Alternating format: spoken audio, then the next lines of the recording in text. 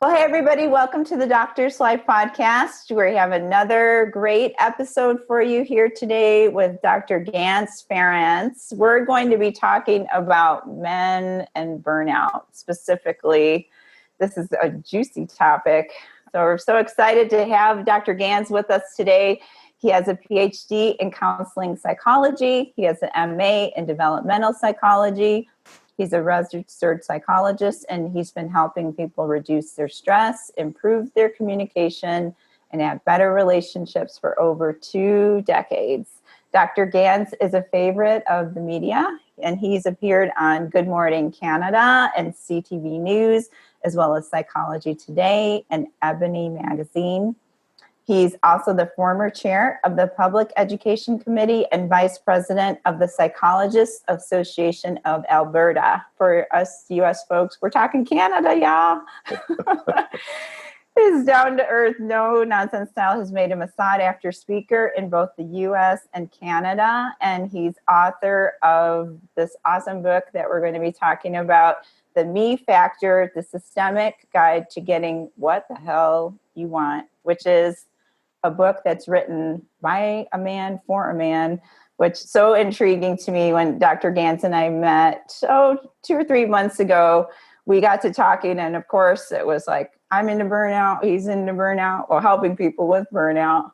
But I love this perspective of having a male expert talking directly to men. So this is going to be awesome. Thanks so much, Dr. Ganzs, for coming on the Doctor's Life podcast today. Hey, Dianne, thanks so much for having me. I felt the same way when we met. I figured, there's some synergy here, right? So I figured, let's work together. Let's see what we can do to help people. Yes, absolutely.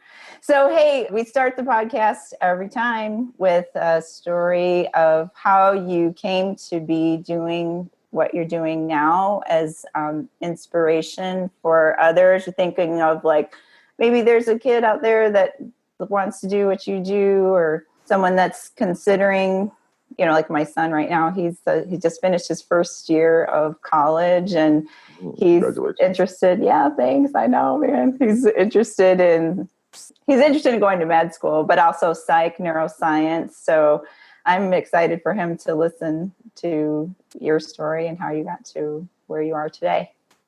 Yeah, so it's a long story, but I'll keep it short. So yeah, growing up, it was interesting. My family is kind of weird, kind of a little bit dysfunctional, or very dysfunctional in some ways. So there was a lot of tension, a lot of frustration in, as me growing up. My parents split up when I was about 7, but they didn't quite split up well. So they were kind of together, not together, and it was really kind of messy, right? But there was a lot of really uncomfortable things in the family. And as I was growing up, I was seeing, this isn't working. This is not good. What are some other ways that we could do this, right? So I had an interest in figuring out how we worked, how relationships worked from a pretty young age, right?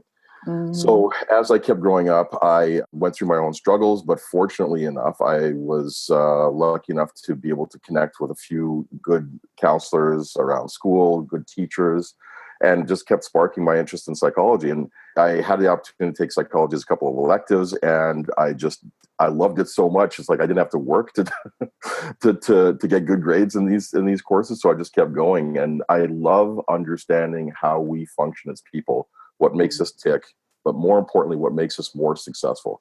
Because a lot of us, particularly in the medical psychological field, and I think our society in general we're kind of negatively geared.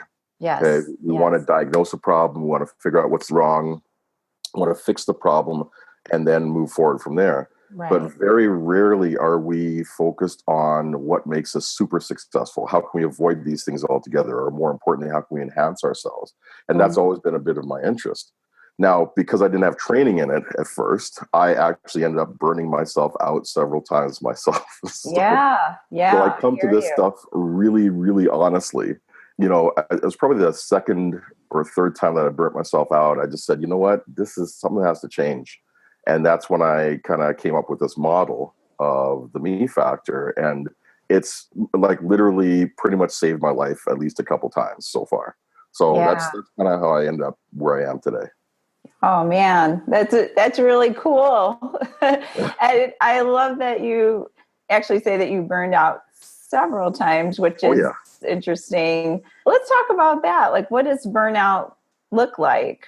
Yeah. So like, it really is a sense of exhaustion, but I think more than that, it's a sense of not really having the joy that you deserve. And you know, there are sort of early symptoms and late symptoms. For me, a late symptom, I was physically getting sick. Like what would happen for me is like every time there was a long weekend or I had a vacation, I'd get sick, but I wouldn't get like a cold. I'd get like pneumonia or bronchitis or something really bad, right? Yeah. I remember even when I took time off to write my professional exam. Mhm. And the day before I was writing my exam, I pretty much had pneumonia, and I remember being in the exam like sweating and almost throwing up and the whole bit, just because I took that time off. Yeah. So what happens is we're living on adrenaline and all the stress hormones, as you and your listeners probably know better than I do, when we're dealing with all that anxiety and that stress and that burnout. And then as soon as we take a break, there's that rebound effect, right? Everything starts to shut down and all the stuff that's been knocking at the door shows up. And and that's one of the physical, to me, that's a very, very late symptom of burnout. Right. One of the early symptoms would be just like an inability to really enjoy yourself. And, one of the things that shows up for me is in my relationships, I start being really irritable, very snappy, and not really very much fun to be around. Yes. Yeah. Yeah, I hear that. And that's where we find that tends to spill out a lot. And you can attribute it to being too tired, which actually probably is true, or that you're not eating well, which probably is true. And, that you're not getting enough exercise, which probably is true. You're working too hard. I mean, it's like all these things, right? But as you talk about in your book, like all these components are actually part of what you need to do to take care of yourself, especially for men. So can you talk about that? Because it's hard enough for high performing women to realize that they need to take care of themselves.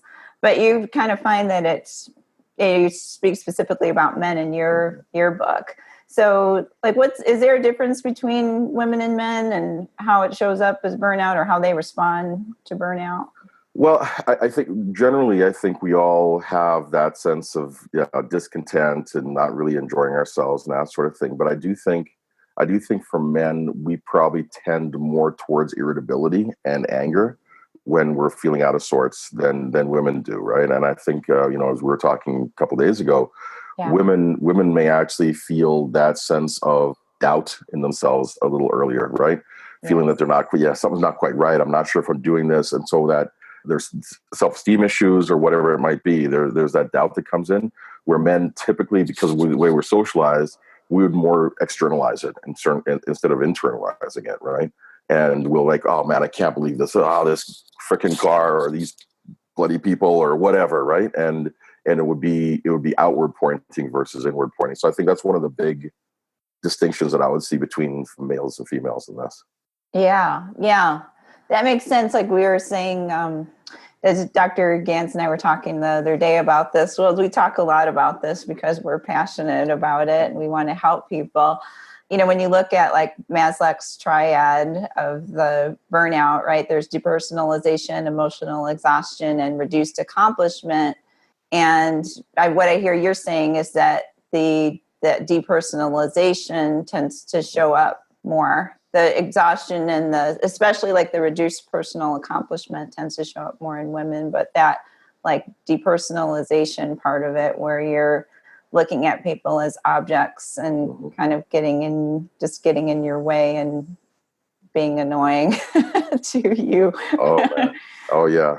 I totally have felt that. Right. And, I try to be a pretty compassionate person, try to be, I've been on the receiving end of a lot of crap in my life, and I definitely don't want to pass it on to somebody else. But at the same time, I know I've been there, in my practice. I'm in private practice. So people actually come to me and pay me money to help them and to listen to their problems. Right. And I remember thinking to myself, why do these people keep asking this stuff of me? Why are they coming? Right. Which is it's stupid because that's my livelihood. Right. But I remember being at that stage where it's like, oh, I can't take it. And I actually shut down my practice for 2 years because I could not, in good conscience, keep doing this. I was so angry every day, and it took so much energy for me to sort of control that, so I wouldn't, kind of blast the people coming to see me, and kind of manage myself at home so I wouldn't like terrorize my children or my wife or whatever. And it got super exhausting. And so I just said, you know what? I got to shut this down for a little while and see if I even want to come back at all. But I really had to make that decision. So yes, I think I'm seeing it and experiencing it from the inside, but also I see it from the outside. A lot of the stuff that I think is happening right now with a lot of men being called out on, really bad behavior, right? Mm-hmm. To me, and this is, just a lens I see it through, I think that a lot of people just have not been taught that this is something we need to do as men, or this is our responsibility, or that we have the right to do this. But we do have a responsibility, because if we're not looking after ourselves, that's right, we can't help but taking it out on other people. And that's not fair. It's not right. Do you know what I mean? And so that's kind of what I see with that whole depersonalization piece. Mm-hmm. So in some ways, what I hear you saying, the way I interpret it, is that in some ways that depersonalization kind of starts with the person that's prone to burnout or suffering from burnout, right? Because they're first and foremost, they're not taking care of themselves. They're not putting themselves front and center. And so that actually, it's kind of like a ripple where it starts with you and not taking care of yourself. And then it starts to spill out into other aspects. That's a great perspective, Dianne. Honestly, I never thought of it like that, but you're absolutely right. Because I remember thinking of myself just as a machine. Do you know what I mean? I'm just, all I'm doing is cranking out the income, right? Or I'm going to crank out the support or the happy feelings for my clients or whatever it is. And I was so resentful. And I talked to men, and this is kind of what they feel, right? It's like, I'm nothing but a meal ticket, or I'm nothing but this, or I'm nothing but that. No one appreciates me. I don't appreciate it at home or at work or whatever, right? And so that depersonalization, I agree, it does start with us. We depersonalize ourselves, partially because of the, exhaustion, but also partially because we have not been socialized or educated to know that this is a thing. Like, really? I've got to sleep enough? Or I should eat? Who knows? Who knew, right? Exactly. Yeah. Well, I think what you're describing is the same thing that happens with my doctor clients, is that we have this culture, and it's similar to, I think it is kind of a masculine driven culture, the culture of medicine and also in psych too, like taking care of others, but it's still very much like I'm giving, I'm producing. We do things that are hard. Like you talk with patients that are going through probably some of the worst times of their lives and are at some points even contemplating taking their own life or hurting someone else. So you're dealing with these intense personal situations on a daily basis, and physicians, medical doctors do the same thing where, we don't really consider it, but telling someone even something simple, like telling them that they need to get blood work, or telling them that they need to get an injection or x-rays, or that we're concerned about an illness. All of that is like emotionally charged stuff. Absolutely. And we don't think about it that way because we see it all the time. It becomes part of the background. It just kind of blends in, right? But you think about those of us in the helping profession, but for particularly physicians, I think about police officers, first responders, psychologists, nurses, dispatchers, right? I mean, the thing is, in many cases, we're dealing with extremely heavy issues, many times life or death, right? It would seem almost selfish and almost silly to think about, you know what, I should go take a nap, or, I haven't had a vacation in a while, or, I'm not really feeling my best today. I wonder if I should just take some time to eat, right? Some time to eat. Right. Listen, I've talked to people who have forgotten to go to the bathroom all day. I hear you. I've been one of those. Right. And I've done it. I've forgotten to eat all day. Why is my head hurting me? I can't understand it, right? Because many of us in these professions, teachers as well, have such a mission to try to help people. Our hearts are in the right places. We really want to do some good in the world and have that sense of contribution and importance, like significance, right? Yeah. But we get lost in it, and we forget that you can't wait till you get to the end of your journey to put gas in the car. You probably got to put it in the front end to make sure you get to the end of your journey, right? Yeah. And probably some gas along the way as well. So, right. Yeah, I completely agree. And I was reading your book last night, actually, and just to address that, you have some really cool strategies and like a paradigm of looking at burnout that I think is really awesome. Would you mind describing that? Sure. So I'm glad you call it a paradigm, because it is. It's a system to try to help me and everybody else you kind of see it, but also be able to do something about it, right? So yes, it's a system to helping you beat burnout, but also avoid it and kind of add more joy and juice to your life. Mm-hmm. But it is a paradigm, because if we don't see it through these eyes, it's very insidious and kind of sneak up on us. I mean, one of the biggest things about humanity is that we're quick to adapt, right? And that's good. It helps us. That's one of our evolutionary advantages. But we can adapt to underfunctioning and subpar health and all this other stuff pretty well as well. Absolutely. So the paradigm basically doesn't mean it's normal. No, just because we've adapted doesn't mean it's that's right. Doesn't mean it's right. Good. It doesn't mean it's good. Just we're used to it. Just we're familiar with it, right? Right. So I got like basically three parts to the system, right? One is what I call the schematic, right? And that's just your priorities. What are your priorities in life? So if you look at myself, kids, partner, extended family and friends, then work in the rest of the world. Those are the 5 areas, right? Mm-hmm. And so I kind of describe it as, you call it a target when you're looking at it, right? But it's kind of like almost like a seat ball, like, when you have the different rings going out. Yeah. Or sometimes like the champagne glass cascade you see at New Year's Eve, we have one glass at the top and all these other layers down at the bottom. Right. So if you pour champagne into the top glass, it keeps spilling over and every glass gets filled. But that center glass, that top glass has to be you. You are the system that runs everything else in the system. Mm-hmm. Men tend to put either most of the time work in the center, or sometimes I know I've put my extended family in the center, right? Sometimes when I became a dad, it was this whole thing. It's like, oh my goodness, I'm a dad now. So I got to focus on my kids. Or sometimes we put our spouse in the middle. Whatever we put in the middle, if it's not us, it will drain us. And this is what most of us feel, because we've never been taught how to look at life kind of with this eye, right? Through these goggles. And so we think if we pour our energy into something that makes us, it is significant and makes a contribution, we think that that's going to give us back happiness. It doesn't. Women tend to, and again, not being sexist, this isn't all women, all men, but women tend to, it's about their kids or their partner, sometimes extended family. Do you know what I mean? Mm-hmm. But in either case, the me, is not the one that's getting filled, right? And so it is seeing things in that way, and then also looking at the circles or those different layers as boundaries to make sure that we know that we can keep out things that are not going to add to our lives in a significant way. A lot of times people or thoughts or concepts or requirements are actually going to pull from us. They're actually going to pull energy from us instead of adding energy.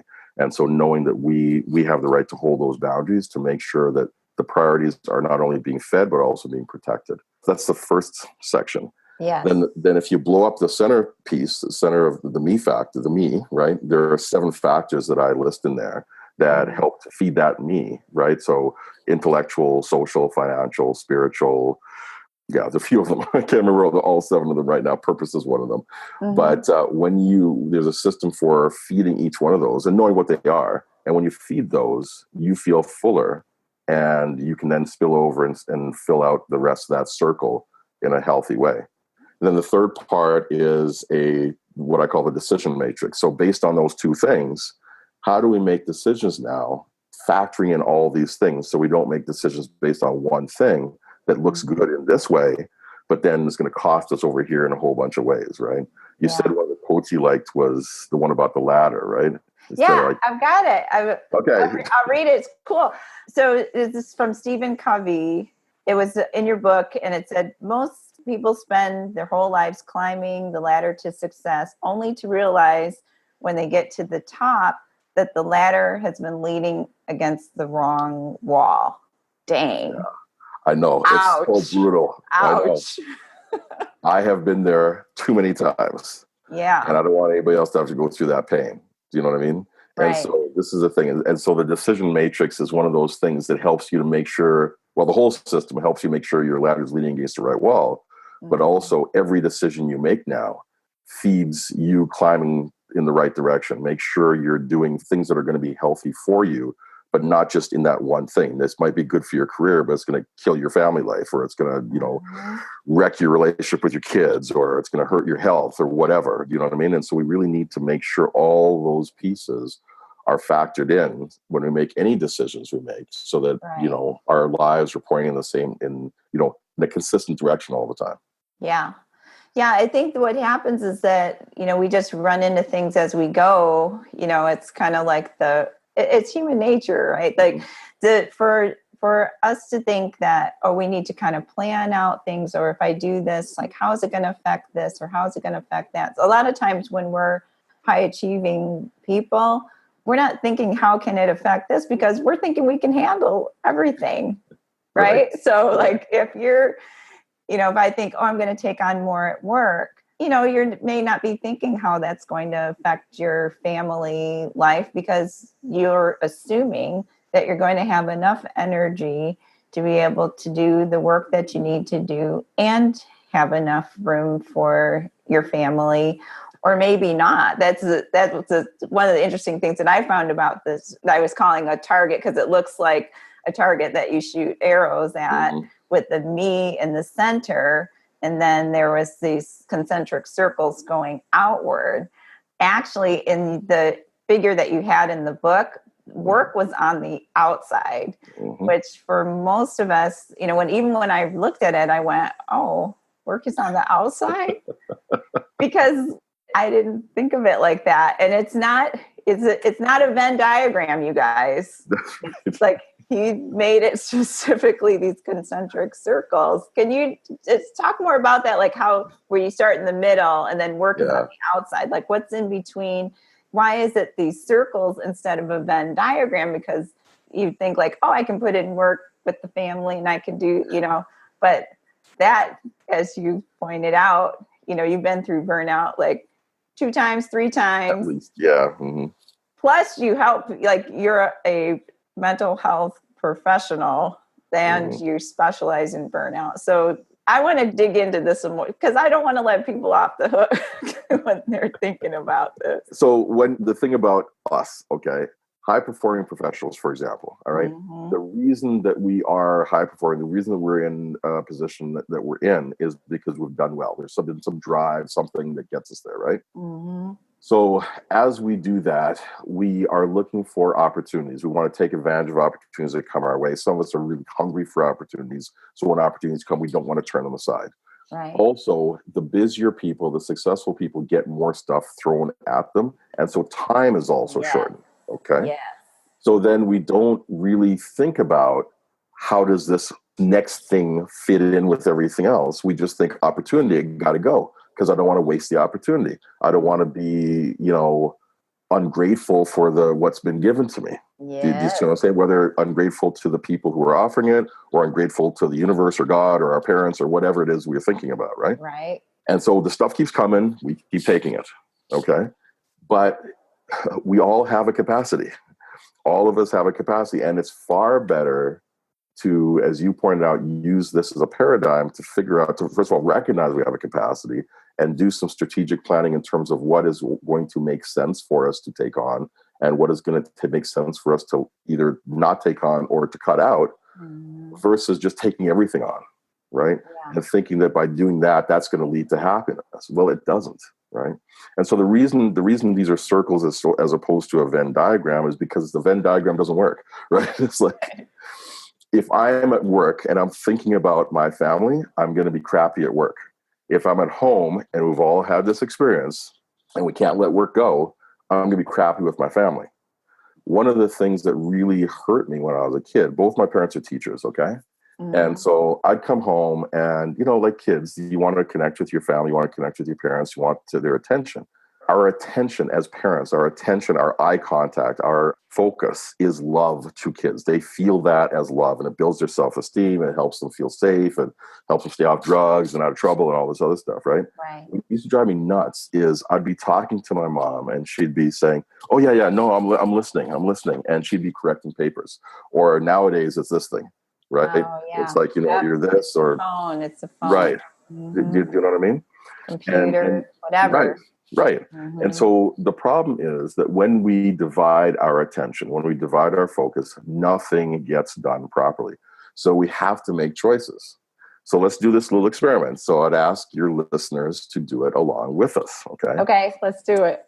So just imagine a time when you were happy. You may have just come back from a vacation.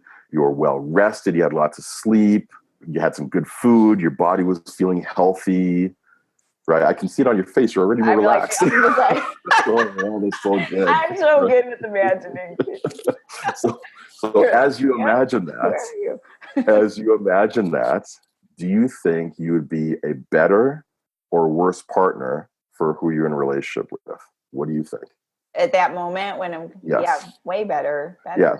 So what if you were in that state most of the time, or let's say all the time, okay? So you're in a better state all the time, better relationship, correct? Okay. That could be pretty sweet. Oh, yeah, right? So let's say your partner also was smart, bought the book, did the program, right? And they're also feeling that way.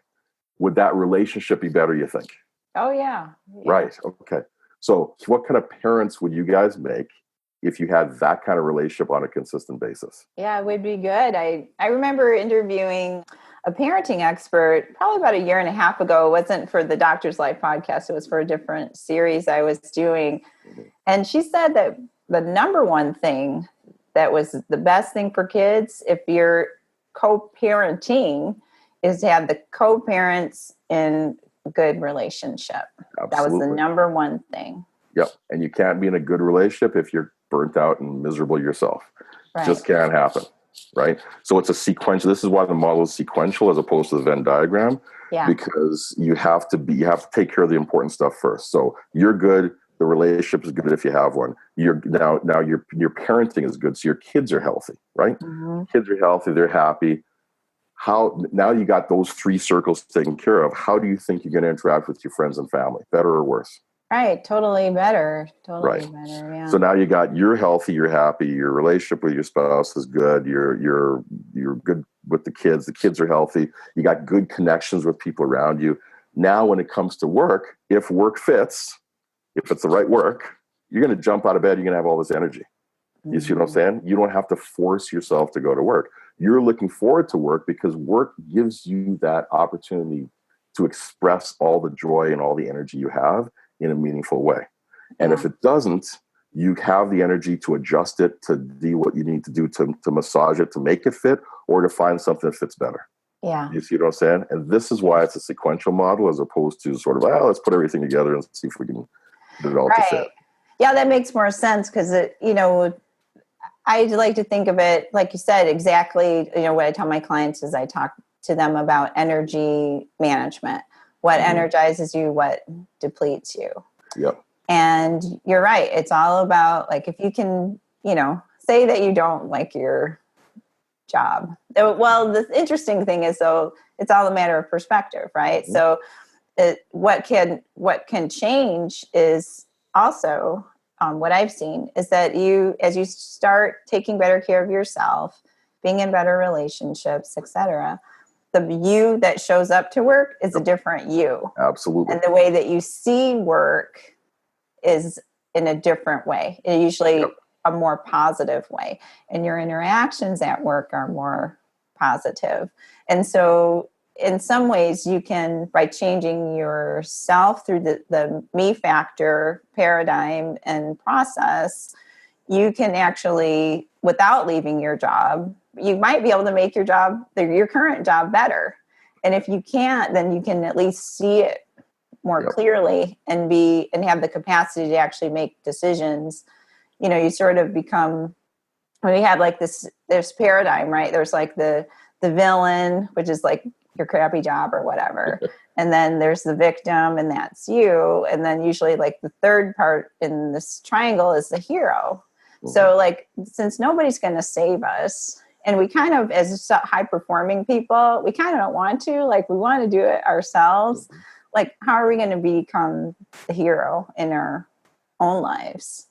And right. What I hear you saying, it's in taking on this paradigm, the me factor paradigm, doing what you need to do so that you can, what'd you say in the title?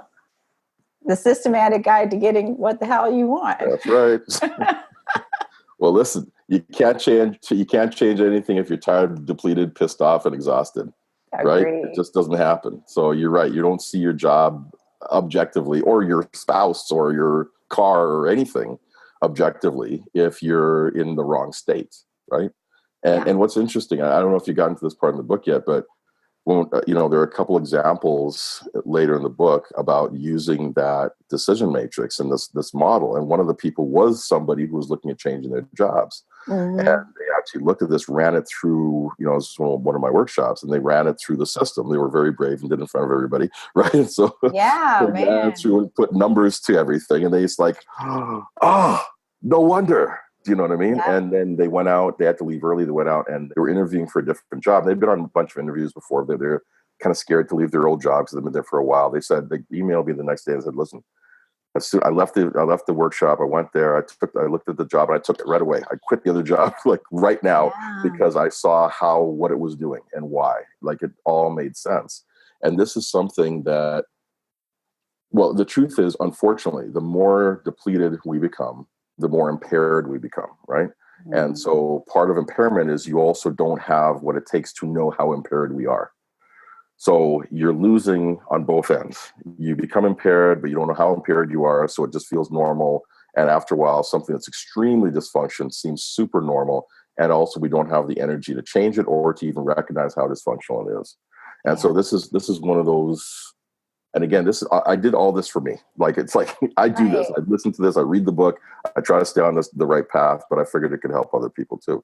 But it's one of those things that takes your emotion and your state out of it a little bit, because, having that objective tool to be able to throw some numbers to, you can actually see it. And then it's like, okay, well, regardless of how I feel or what my mind might be telling me at this moment, based on these numbers, this is probably more, closer to reality. So maybe I need to look at this and make some choices based on this now. Yeah. Yeah. I like that you brought that up, because for people that tend to be more data driven, your book is perfect because you actually do have assessments in there that you put like numerical values to. And so you can, as objectively as you can, because you're in your own head and everything, but you can have a better idea, like, in terms of data, what's going on with you. And then you actually have a benchmark to compare as you move along working with the system. Then you can go back and say like, oh, this did improve. You can put something that's quantifiable to it. And, it's an interesting blend, right? Because we tend to think like, oh, well, taking care of ourselves and talking about our thoughts and our feelings and our families and what we want is like sort of like soft, woo-woo, feminine nonsense. For you, I would say that that's actually, you're saying that that's not the case. So that's why in particular, I love that you wrote this book for men in the way that you wrote it. Mm-hmm. Well, it's true. I mean, we're kind of a little hard-headed, us guys, sometimes, right? It's like, if it seems too girly or whatever, it's like, okay, we got to shy away from that because we have this weird, unbalanced idea of what masculinity is, right? And we got to be tough. We got to carry it all on our shoulders. You can't show emotions and all this other stuff. But then we end up depleted and unhappy, and our health suffers, and we die younger, and we have all these crappy relationships, and you know what I mean? And so it's like, I wanted to put this together so that guys felt more comfortable just looking at this, because we are underserved by psychology. We are underserved by the whole self-help movement, whatever that is. Honestly, a lot of us see it as weakness, whereas it's kind of stupid, because if I have a golf game and I want to improve my stroke, I'm going to go hire a pro to work with me. Right. Michael Jordan, great basketball player, some say the greatest, right? He had a shooting coach. He probably knew more about basketball and shooting than anybody else did. But, speaking to your audience of physicians, it kind of makes sense that even if you're the greatest heart surgeon in the world, you'd kind of be an idiot if you try to do surgery on yourself. You do not have the objectivity. You may have the expertise, you may have the experience, but you don't have the objectivity. Right. And so this is how it is. We don't have the objectivity into our own situations. So we need somebody else to kind of help us to see what's going on back there, right? And so because us guys are not socialized to think in that way, I mean, we can around sports and maybe mechanics maybe, but we don't really think about that when it comes to us or our relationships or our self-care or understanding of who we are or anything like that. I wanted to write it in such a way that it was palatable to us, and so that we could kind of get our hands and heads around this and not continue to hurt ourselves and by extension hurt everything and everybody around us. Yeah.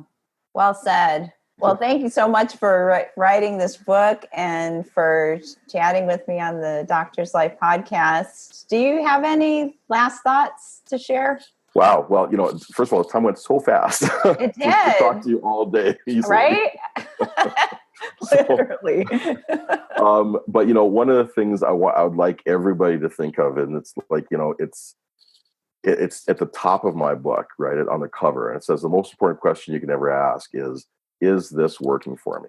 So that's a question I use for myself, and I encourage everybody to use with everything in their lives. Question everything.